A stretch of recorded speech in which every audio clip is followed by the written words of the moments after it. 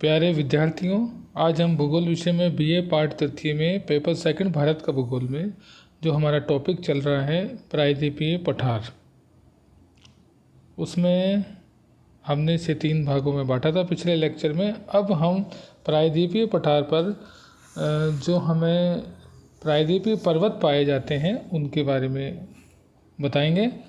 सबसे पहला है अरावली पर्वत। यह एक अवशिष्ट पर्वत है और विश्व का प्राचीनतम मोड़दार पर्वत है। यह दिल्ली से अहमदाबाद तक लगभग 650 किलोमीटर की लंबाई में फैला हुआ है।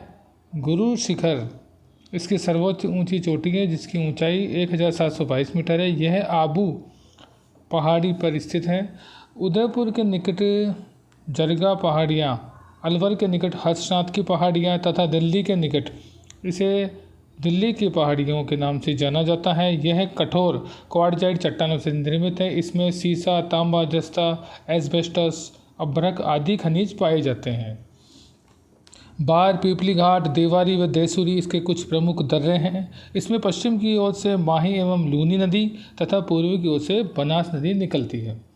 दूसरा पर्वत है अरावली पर्वत।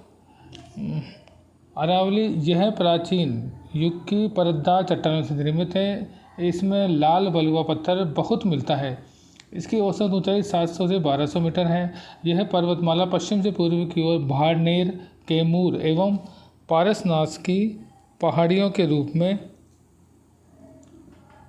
गुजरात से बिहार तक फैली है। यह पर्वतमाला उत्तर भारत को दक्षिण भारत से अलग करती है।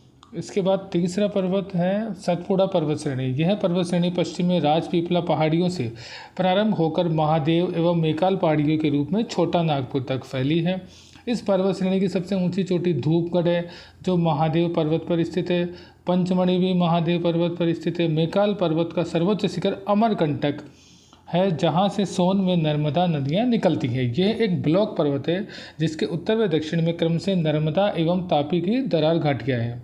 यह पर्वतमाला मुख्यतः ग्रेनाइट एवं बेसाल चट्टानों से निर्मित है। भूगर्भवेताओं के अनुसार विंध्याचल पर्वत नर्मदा नदी की दरार घाटी का खड़ा ढाल मात्र है। चौथा है पश्चिम घाट पर्वत या सह्याद्री। यह वास्तविक पर्वत श्रेणी नहीं बल्कि प्रायद्वीपीय पठार का अपरदित खड़ा कगार है। यह पर्वत ताप्ती नदी के मुहाने से लेकर कुमारी अंतरीप तक लगभग 1600 किलोमीटर की लंबाई में फैला है। पश्चिमी घाट पर्वत के उत्तरी भाग में लावा के निक्षेप पाए जाते हैं। इसके दक्षिण में नीलगिरी तक ग्रेनाइट व नीच चट्टानें मिलती हैं।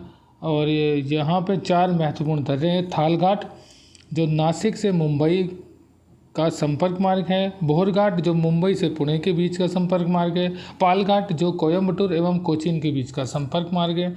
और सिंधकोट जो त्रिवेंद्रम एवं मदुरई के बीच संपर्क का मार्ग है।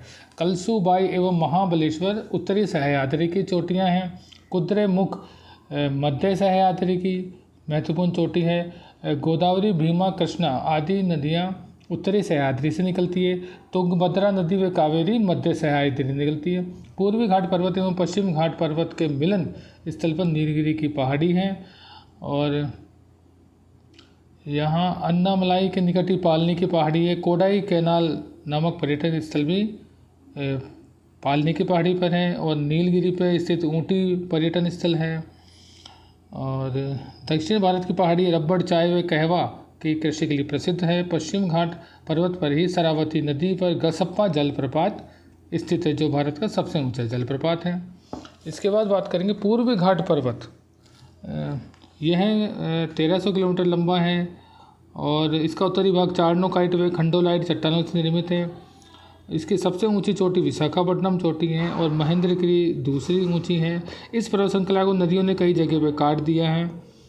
और बीलगिरी एवं मालगिरी की पहाड़ियाँ चंदन एवं सागवान की लकड़ी के लिए प्रसिद्ध हैं।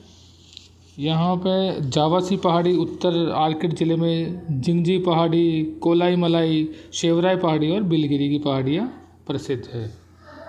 अन्य पर्वतों की बात करें तो राजमहल की पहाड़ियों की औसत ऊंचाई 500 मीटर है। इसका निर्माण बेसाल चट्टानों से हुआ है। ज्वालामुखी क्रिया भी हुई है। इसके अलावा गारो, खांसी और जयंतिया की पहाड़ियों का निर्माण भी नवोन्मेष क्रिया का ही परिणाम है। अब हम प्रायद्वीपीय पठार के जो आर्थिक महत्व है उसकी बात करेंगे।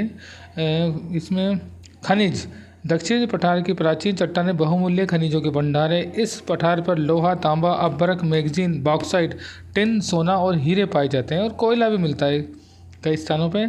दूसरा, उपयोगी पत्थर मिलते हैं यहाँ। भवन और सड़क निर्माण के लिए पत्थर निकाले जाते हैं। दक्षिणी पठार का साल, सागौन, चंदन, शीशम और कई दूसरे मूल्यवान पेड़ों की लकड़ियाँ भी प्राप्त होती है। पठार के एक हिस्से में लावा पठार फैला है। वहीं लावा से जो मिट्टी बनी है काली मिट्टी है और जो कपास की फसल के लिए बहुत अच्छी है। पठार की नदियों के मार्ग में प्रपात बन जाते हैं जिसके कारण जल विद्युत भी तैयार करने में मदद मिलती है। भूमि के ऊबड़ खाबड़ होने के स्थान पर छोटे छोटे तालाब बन गए। तालाब में वर्षा का जल भर जाता है और तालाबों से सिंचाई होती है। और जहाँ पे जो छोटी नहरें निकाली जाती है गुरुत्वीय नहरें कहलाती है। आज हम इतना ही पढ़ेंगे। धन्यवाद।